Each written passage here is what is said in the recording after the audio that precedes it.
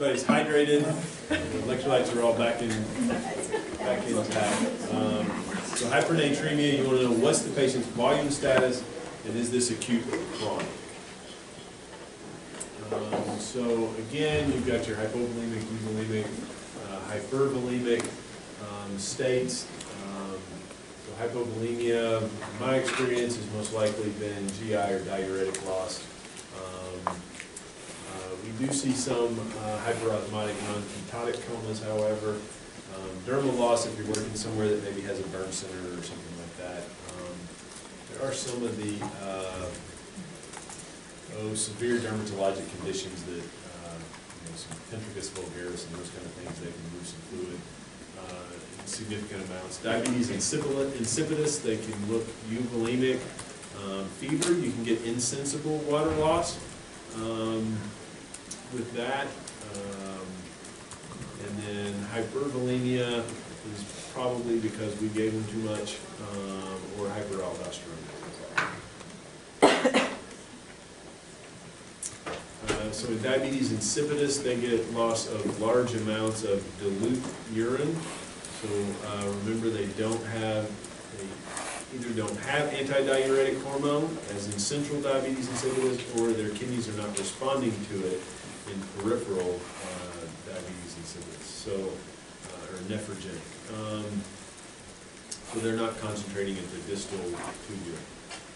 Again, you want to check CBC, serum electrolytes, check your serum glucose, BUN creatinine, check urine electrolytes, urine osmolality, plasma osmolality, and then you want to monitor their urine output. So if they're putting out tons of urine, that should tip you off that they might have diabetes insipidus. I've also seen this in head-injured patients. Patients who maybe injure their pituitary gland can go into central diabetes insipidus. Establish the volume status. Check their urine sodium excretion. So if their serum sodium is less than 10 milliequivalents per liter, think about an extrarenal fluid loss. If it's greater than, it's probably coming from their kidneys.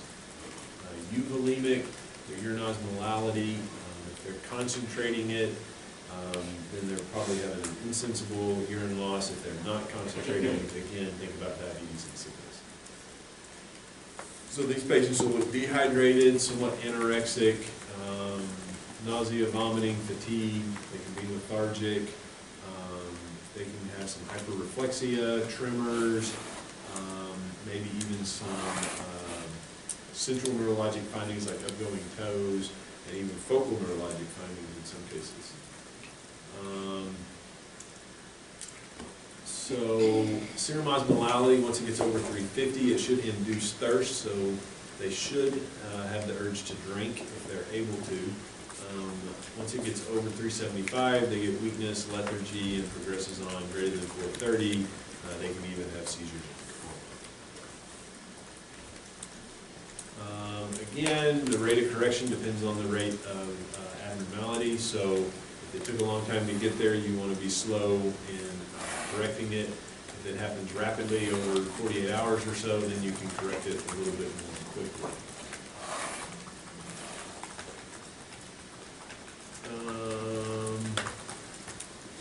The diagram is just showing the relationship between your sodium and your serum osmolality.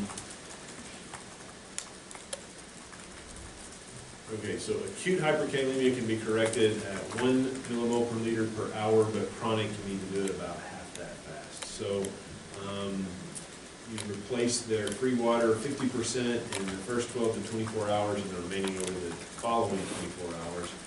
Check their electrolytes routinely, and then also serial neurologic exams. So complications, they can get cerebral edema, they can get seizures, coma, and in kids, they can end up even with hemorrhage from it. So you want to really monitor their neurologic status. All right, any questions about hypernatremia? Less common than hypo, usually going to be a debilitated patient that's on some medicines. All right, calcium. So normal plasma calcium is 8.5 to 10.5. It's regulated by PTH and calcitonin. So remember, PTH comes from the parathyroid glands. That's what helps you release some of your calcium from bone. I always remember that calcitonin puts bone in, and that deposits calcium into the bone, so it brings it down. Just like yin and yang, they got to be working together. When the levels fall, your parathyroids will stimulate osteoclasts to break down some bone, give a little bit of potassium, or calcium rather, to the serum. Blood levels go up. PTH stops being produced when the blood levels return to normal, and it can maximize, also works to maximize renal tubular reabsorption of calcium. Okay, calcitonin, like I said, it stimulates osteoblasts to go ahead and make bone, so it takes calcium and deposits it back in your bone. If that doesn't work right, then it doesn't work right. Hypocalcemia, or calcemia rather, is a calcium less than 8.5. So hypoparathyroidism. Can you guys guess where the most common cause of that might be in the United States? Iatrogenic. It's usually somebody that's had a thyroidectomy. Okay, so if an ENT or general surgeon takes out a thyroid, the next day they'll want to check a calcium level. Okay, so the most recent patient I saw hypocalcemia in was somebody who had their thyroid taken out. They'd been on calcium for a long time, did really well, and thought they were probably over that, stopped taking it, and then slowly just got worse and worse and worse, and then came to the ER. Vitamin D deficiency, not as common in the U.S. Hyperphosphatemia, so there's this kind of weird relationship between calcium and phosphorus, important in renal patients especially, but if that ratio gets too big or too small, they can get hypocalcemia, or they can get deposition of calcium in places that it shouldn't. I've seen somebody that's called calciphylaxis. I saw somebody had big calcified plaques in their skin. It just looked awful. It was because their potassium-calcium ratio was up and down all the time, fluctuating, and they started depositing calcium where it ought not be. You can get, in those cases too, precipitation of calcium into your pancreas and bones. Chelation of calcium, so there are some places that chelation is a popular thing. My slant and soapbox on that is what those clinics tend to do is you go in and they order a whole big panel of lab tests, but if you order 50 things, just statistics would say that eventually one of those 50 things is going to be abnormal, which then is your indication that you need to come back and pay to get chelated. When you give someone a chelation agent, what it actually does is help to pull a lot of these minerals out of the places your body wants to naturally store it. So then when you get your second lab value, now your values got even worse than they were before, so you need more chelation, and it can be a bit of a racket in less than honest people. There are some places that chelation therapy I think is medically indicated, but I don't think it's medically indicated just for the provider's wallet.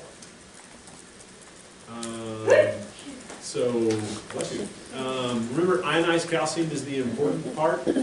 So it's important to know from your lab if the value that you're getting is the ionized calcium or just the overall calcium. Ionized is what's physiologically active. Your serum calcium can be falsely low in alkalotic or hypoproteinemic states. So again, those debilitated patients, people who've been in the hospital for a long time, you can get a falsely low calcium, and there's actually a calculation to correct it. So it's 0.8 milligrams per deciliter for every 1 gram per deciliter reduction in albumin, which we kind of use as just our marker for hypoproteinemia. So you can use that formula to correct your calcium before you get too crazy about it. This is just a schematic showing the relationship between bone, calcium, and kidneys. So the hallmark of it is tetany. They also will get paresthesias in the extremities and around their mouth. Severe cases can get laryngospasm, bronchospasm, abdominal pain, urinary retention, hypotension and arrhythmias. had a patient that got brought in by the EMS with a chief complaint of, I think they called it cramps. But whenever she got into the room, it was just crazy. You would try to bend her arms and she would just yell and scream and just hold her arms stiff. And I'd try and straighten them out and she'd yell and scream. And being the jaded guy I was, I thought, this lady's just crazy. But I'm going to check some lab anyway. And her calcium came back super low. And then we gave some calcium and went back about 15 minutes later. She's like, oh, I feel so much better. Thank you so much. Crazy people get sick too. I still am not sure that she's not crazy, but that wasn't her problem that day. You know, just remember not to get too jaded, and sometimes weird things can pop up. But we replaced her calcium, talked to her doctor, she followed up, and she did well. So these are some things that will show up on test. Spastic sign, so if you tap over the facial nerve, they get twitching. Trousseau sign, whenever you blow up the blood pressure cuff, they get spasm in their hand. The most recent person I saw that I mentioned that had their thyroid taken out, I walked in the room and her blood pressure was getting checked and her hand was all drawn up. It helped come up with the diagnosis for me. You can get EKG changes with hypocalcemia. Most commonly, it's going to be a prolongation of your QT interval. Watch out for that. Symptomatic hypocalcemia, calcium gluconate, because remember, you can give it through a peripheral IV. Most of these patients don't need the 3 times the amount in calcium chloride. So calcium gluconate you're usually good with. Don't give it with sodium bicarb, because remember, if they're alkalotic, then you can get a falsely low potassium, and then phosphorus again, when that ratio gets out of whack, strange things start to happen. You may need to recheck their calcium, again, correction of their alkalosis as well. And then oftentimes they end up needing to be on long-term calcium supplementation. Any questions about that? It's pretty interesting. There are a few things in medicine that when you correct it, people in front of you get better. I found that this is one of them. It's pretty neat for me, not for them, but they probably like getting better too. Hypercalcemia, hyperparathyroidism. So remember, you've got this calcitonin, PTH, yin and yang relationship. That and malignancy are going to be the most common causes. Okay, so I never like seeing a lab value that comes back with hypercalcemia, because a lot of times that means I got to have a not-pleasant discussion with people. Paget's disease of the bone can cause it as well, but not as commonly as lung cancer. Excessive vitamin D intake could cause it, but not as much as lung cancer. Granulomatous disease, like sarcoidosis, can cause it. Better than lung cancer, but still not a great diagnosis. You read about this milk alkali syndrome, kind of a complicated deal. You're unlikely to see that, but know it for your test. And then thiazides can cause it. Lithium, you don't see a lot of lithium. Sometimes bipolar patients will be on it. It can cause hypercalcemia, but it's relatively rare. Not used much. It takes forever to get back to the lab. It's such a pain. But lithium toxicity, patients will be hyperreflexic, so that can let you know ahead of time, I think I'm going to find something, or no, I'm probably not. So clinical findings: anorexia, nausea, vomiting, weakness, polyuria, ataxia, irritability, confusion, lethargy. That's pretty much me on Saturdays. I'm kidding, not really. It actually, kind of the mnemonic or memory tool for it is stones, groans, bones, and psychiatric overtones for hypercalcemia. So just remember, they can get abdominal cramps, they can get kidney stones, they can get bone pain, and sometimes they can be a little bit wacky. They can get peak T waves, and rather than the long QT we talked about earlier, they get a short QT. Usually just hydration. However, loop diuretics may help excrete it if it's severe. Of course, you can dialyze about anything out. You want to keep their urine output up. They may require some potassium and magnesium supplementation as well.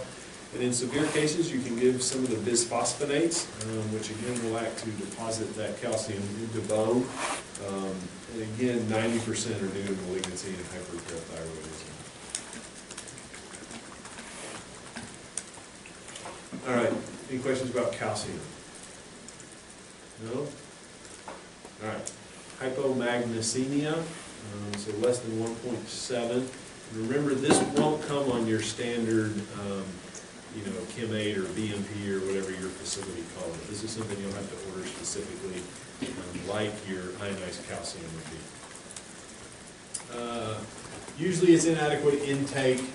They can get GI loss with severe cases of gastroenteritis. Also, patients who have an NG tube in, they can get hypomagnesemic. Also, one thing to note, I don't know if you guys will do inpatient stuff, but patients with NG suctioning can get metabolic alkalosis. It's one of the causes of it. So you get hydrochloric acid in your stomach. If you keep sucking it out and throwing it away, then people tend to get alkalotic from that. They can get renal losses from diuresis, hyperparathyroidism, theophylline. You guys probably won't ever see used. Diuretics, alcohol, aminoglycosides. You guys might not ever see used either. Amphotericin B, which you may see. It's an antifungal medicine. It used to be called amphoterrible. Patients got terrible rigors with it. They've come up with a liposomal form of it that's less likely to cause that and is tolerated much better. Aminoglycosides, don't use those very much anymore. We've got other good options, but they will kill some stuff dead, and so as we get increased antibiotic resistance, we may end up having to go back to them a little bit. There's some toxicity related with them. So they can get this also in DKA, again from kidney loss. Oftentimes these patients are asymptomatic. It is associated with hypocalcemia and, as we mentioned earlier, hypokalemia. You can get anorexia, weakness, paresthesias, confusion, even AFib. It can potentiate dig toxicity. You can get prolongation of your PR and QT intervals. Do you guys talk much about digitalis anymore? Not used as much as it used to be. Shouldn't mention it on the fly, like you are. Yeah, it's an interesting medicine, but it was the mainstay in atrial fibrillation for years and years, and then also in CHF. But we see less and less of it now. I think some more effective medications. I was able at one point in my training to work with a physician who, cardiologist, that was getting close to 80, and I guess whenever they first started using digitalis, they didn't have a lab value to check levels. So they gave it until people started throwing up, and then he said you'd back the dose up a little bit, and figured that was probably good. So I always thought that was funny. Those were the good old days, I guess. Do you guys know from a kind of pop culture kind of thing what significance of digitalis? Maybe not pop culture, art history?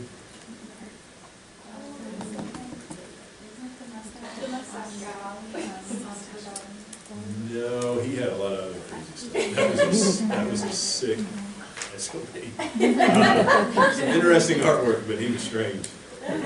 No, so if you have digitalis toxicity, you can also see halos around lights, particularly stars, maybe, at night. Van Gogh. Van Gogh, yeah. So among his other demons, apparently Van Gogh really liked foxglove tea, which has a cardiac glycoside in it. So there's some people that think maybe he was on a little too much foxglove when he painted, and that's how come a lot of his paintings have halos around all the lights.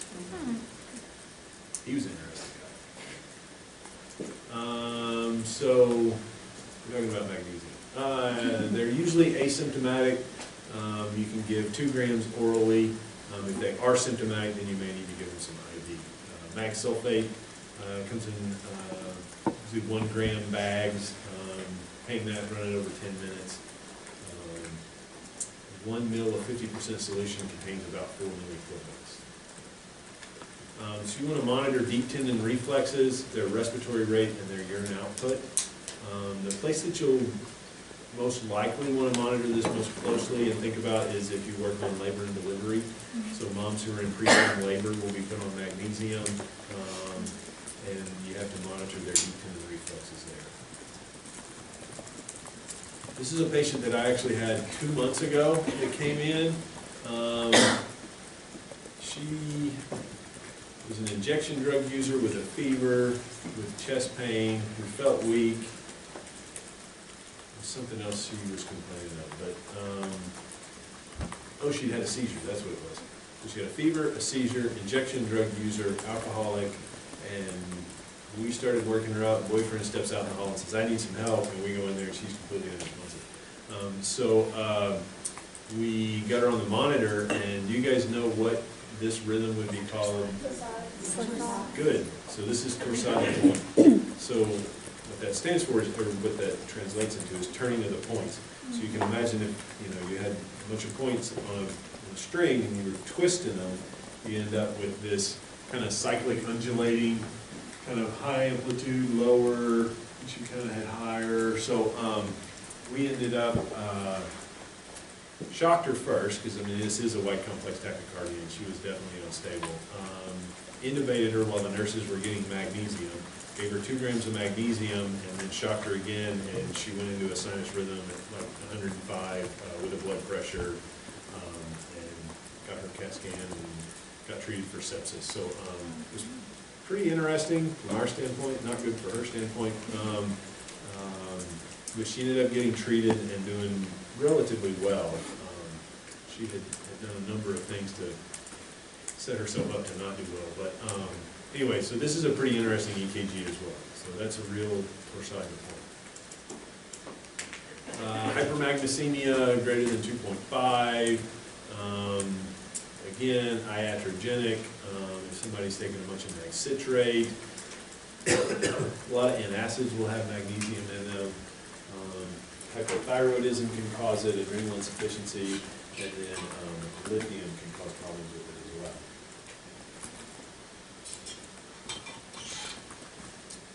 well. They get hyporeflexia, drowsiness, skeletal muscle weakness, hypotension, prolonged PR intervals. They start to widen out and can have respiratory arrest. So this is why on labor and delivery they get jumpy about it. You can imagine that's not good in a pregnant mom. So they'll want to check their reflexes. If they start to get hyporeflexic, then they'll want to send a mag and probably hold their IV mag until they get that value back. Treatment for it, again, you want to stabilize the cardiac membrane. So you can give calcium gluconate. Loop diuretics will help you to excrete it, and then you may even have to do dialysis. Fairly uncommon. All right, so summary, when you think potassium, you're going to think about, when you think about sodium, you're going to think about water. Good. Hyponatremia, treat neurologic changes, and then do nothing. If they have hypercalcemia, think about cancer. MCRIT has a great wrap up on hyponatremia, and then Ian Basic actually has a pretty good podcast on it as well. Those are the basic of your electrolytes.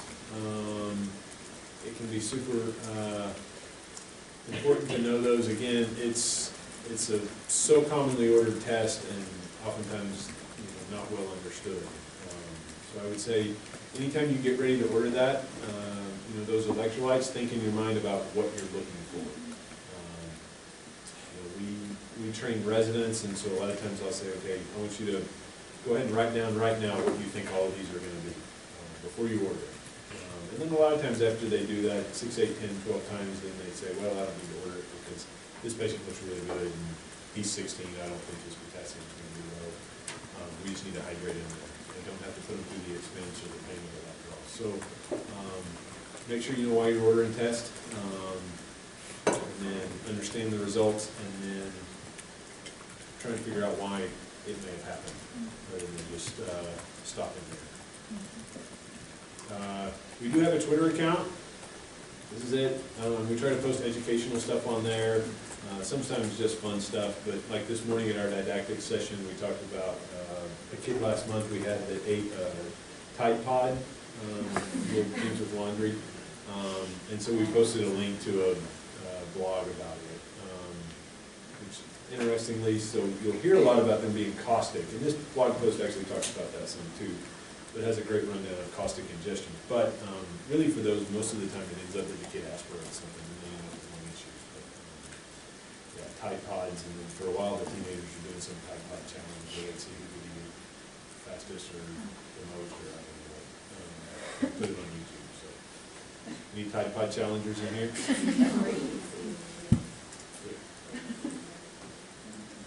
All right, any questions about electrolytes or emergency medicine or weather?